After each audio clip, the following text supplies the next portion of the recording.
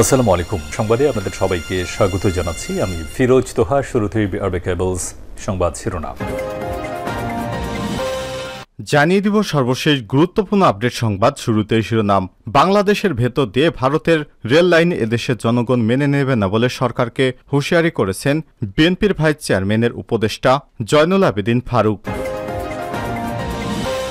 এরপর জানিয়ে দিব দুর্যোগ দুর্বিপাকে গণমানুষের পাশে বাংলাদেশ আওয়ামী লীগ সবসময় ছিল, আছে এবং থাকবে।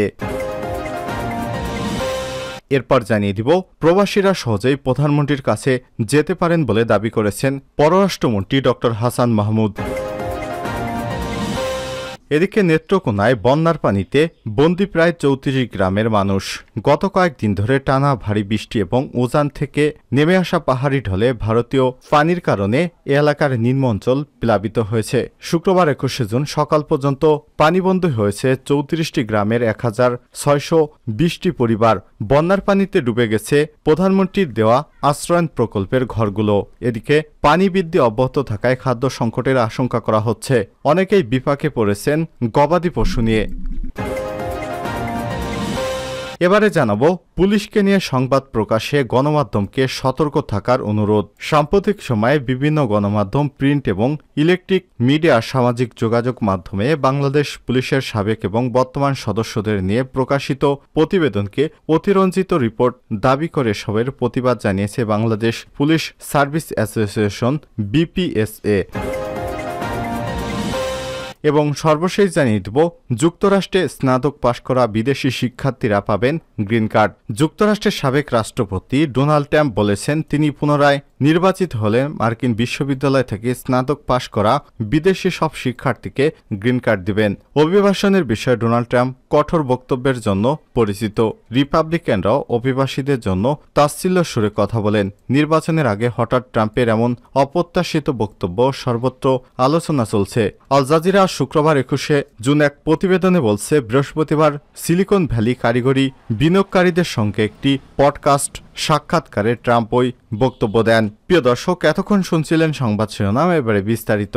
তবে তার আগে বন্ধুরা, আপনি কোন স্থান থেকে আমাদের সংবাদটি দেখছেন কমেন্ট করে জানিয়ে দিন এই সংবাদ সম্পর্কে আপনার মূল্যবান মতামত। প্রিয় দর্শক, আপনি যদি আমাদের চ্যানেলে নতুন হয়ে থাকেন, ভিডিওটি দেখতে দেখতে চ্যানেলটি সাবস্ক্রাইব করে রাখুন, যাতে করে আমাদের লেটেস্ট আপডেট সংবাদগুলো সবার আগে আপনার কাছে পৌঁছে যায়। এবারে বিস্তারিত। বাংলাদেশের ভেতর ভারতের রেল লাইন জনগণ মেনে নেবে না, জয়নুল আবেদিন ফারুক। আর শুক্রবার ২১ জুন জাতীয় প্রেস ক্লাবের সামনে জাতীয়তাবাদী নাগরিক পরিষদ আয়োজিত এক প্রতিবাদ সভায় তিনি সব মন্তব্য করেছেন।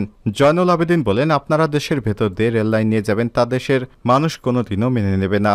বাংলাদেশের ভূমি ব্যবহার করে ভারতের অস্ত্র, রসদ এবং বিভিন্ন ক্ষতিকর জিনিসপত্র পরিবহন বাংলাদেশের মানুষ কখনোই মেনে নেবে না। দেশের মানুষ জানে স্বৈরাচারের বিরুদ্ধে কিভাবে আন্দোলন করতে হয়। যুদ্ধ করে দেশ স্বাধীন করেছি, এখন দিল্লির আগ্রাসন মেনে নিতে পারবো না। এ সময় তিনি বলেন, শেখ হাসিনা গণতন্ত্র নস্যাৎ করেছে, অর্থনীতির মেরুদণ্ড ভেঙে দিয়েছে, দেশের মানুষ দুবেলা ভাত খেয়ে বেঁচে থাকার অধিকার হারিয়েছে। বাজেটে গরিব মানুষ ট্যাক্স দেবে আর কোটি কোটি টাকা পাচারকারীরা ১৯% ট্যাক্স দিয়ে তা বৈধ করবে, তা হতে পারে না। বিএনপির এই সিনিয়র নেতা বলেন, সরকার কিছু সংখ্যক আমলাকে এবং পুলিশকে দিয়ে অন্যায়ভাবে বিরোধী দলকে দমনে নিয়োজিত, তার প্রমাণ বেনজির আহমেদ। জনগণ আমাদের সঙ্গে আছে, খালেদা জিয়াকে আর জেলে থাকতে হবে না, আমরা জেলে রাখতে দিব না ইনশাল্লাহ।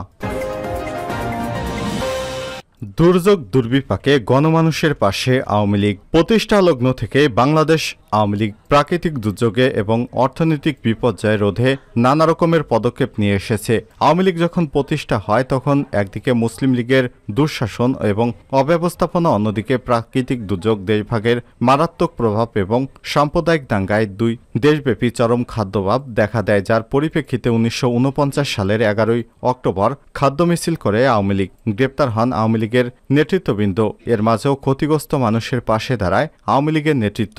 ১৯ 1952 সালে বন্যায় আওয়ামী লীগ দুর্ভিক্ষ প্রতিরোধ কমিটি গঠন করে যথাসম্ভব মানুষকে সহায়তা করে এবং সরকারের অব্যবস্থাপনা এবং অবহেলার বিরুদ্ধে খাদ্য আন্দোলন গড়ে তোলে। 1953 সালে কাউন্সিলে আওয়ামী লীগ স্বেচ্ছাসেবক বাহিনী গঠনের সিদ্ধান্ত গ্রহণ করা হয়, যারা 1954 সালে বন্যা দুর্গত মানুষের পাশে দাঁড়িয়ে নিরলস সহযোগিতা করে 1955 সালে বন্যায় খাদ্যর অভাব এবং 1956 সালে খাদ্য সংকট মোকাবেলায় এবং দুর্গত মানুষের সহযোগিতায় আওয়ামী লীগের তৎকালীন সাধারণ সম্পাদক শেখ মুজিবুর রহমান সহ কেন্দ্রীয় নেতৃত্ববৃন্দর দেশের বিভিন্ন এলাকা সফর করেন। 1956 সালে 6 সেপ্টেম্বর যখন পূর্ব পাকিস্তানে আওয়ামী লীগ সরকার পরিচালনার দায়িত্ব পায়, তখন দেশে খাদ্য অভাব ছিল। সেই দুর্ভিক্ষ ব্যবস্থা মোকাবেলায় দেশের বিভিন্ন স্থানে 6 লক্ষ মন চাল বিতরণ বিনামূল্যে করা হয় এবং 6 লক্ষ মন চাল স্বল্প মূল্যে বিতরণ করা হয়। এ সময় স্টেট রিলিফের জন্য প্রায় 2 কোটি টাকা এবং কৃষি ঋণ বাবদ আরও 1 কোটি টাকা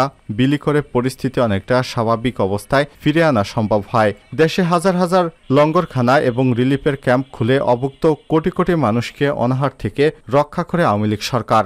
একটি লঙ্গরখানায় প্রতিদিন 500 থেকে 1000 অভুক্ত মানুষকে খাওয়ানো হতো। আওয়ামী লীগ সরকার প্রত্যেকটি লঙ্গরখানায় বিনামূল্যে 2 মণ এবং এর বেশি চাল সরবরাহ করত। প্রায় 20 মাসের মতো রাষ্ট্র পরিচালনার দায়িত্ব পালনের সুযোগ পাওয়া আওয়ামী লীগ সরকার এ সময় বিদেশ থেকে প্রায় 80 কোটি টাকা চাল আমদানি করে এবং দেশবাসীকে দুর্ভিক্ষের হাত থেকে রক্ষা করে।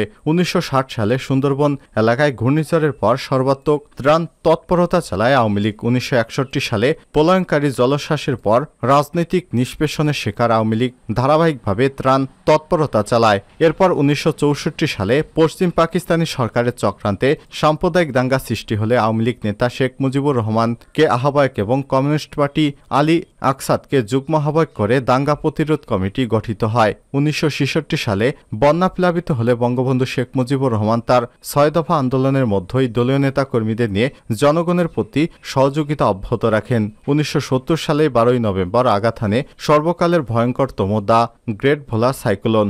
নির্বাচনী প্রচারণা বন্ধ করে বাংলাদেশ দুর্যোগ কবলিত মানুষের মাঝে ত্রাণ বিতরণ কর্মসূচি শুরু করে বঙ্গবন্ধু শেখ মুজিবুর রহমান।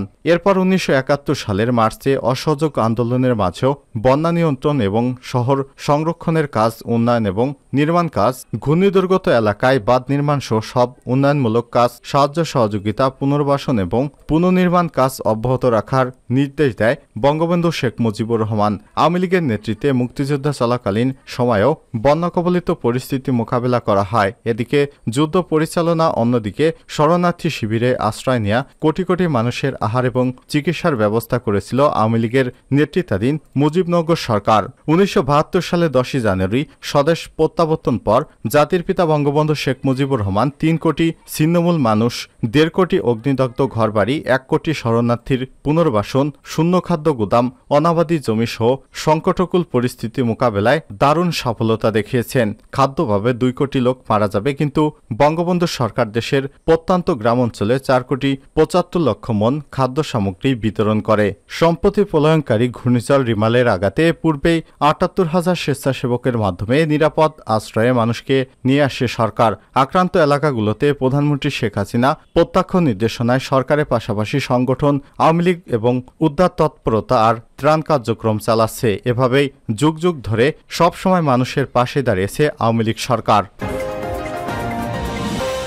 প্রবাসীরা সহজেই প্রধানমন্ত্রীর কাছে যেতে পারেন। পররাষ্ট্রমন্ত্রী এবং বাংলাদেশ আওয়ামী লীগের যুগ্ম সাধারণ সম্পাদক ডক্টর হাসান মাহমুদ বলেছেন, একজন প্রবাসী যত সহজে প্রধানমন্ত্রীর কাছে পৌঁছতে পারেন, দেশের জেলা আওয়ামী লীগের নেতার পক্ষেও তা সম্ভব নয়। বৃহস্পতিবার 20 জুন সন্ধ্যায় মদিনার স্থানে একটি হোটেলে প্রবাসী বাংলাদেশিদের সঙ্গে মতবিনিময় সভায় পররাষ্ট্রমন্ত্রী এসব কথা বলেন। সৌদি আরবে পবিত্র হজ পালনকালে মহানবী হজরত মুহাম্মদ সাল্লাল্লাহু আলাইহি ওয়াসাল্লামের রওজা শরীফ জিয়ারত শেষে বৃহস্পতিবার সন্ধ্যায় মদিনার স্থানীয় একটি হোটেলে প্রবাসী বাংলাদেশিদের সাথে মতবিনিময় সভায় সব কথা বলেন তিনি। এ সময় তিনি বলেন, প্রবাসীদের জন্য বিশেষ পেনশন স্কিম, অফশোর ব্যাংকিং, প্রবাসে ব্যবসায় মালিকানা থাকারও সুযোগ রয়েছে। নেত্রকোনায় বন্যার পানিতে বন্দী ৩৪ গ্রামের মানুষ।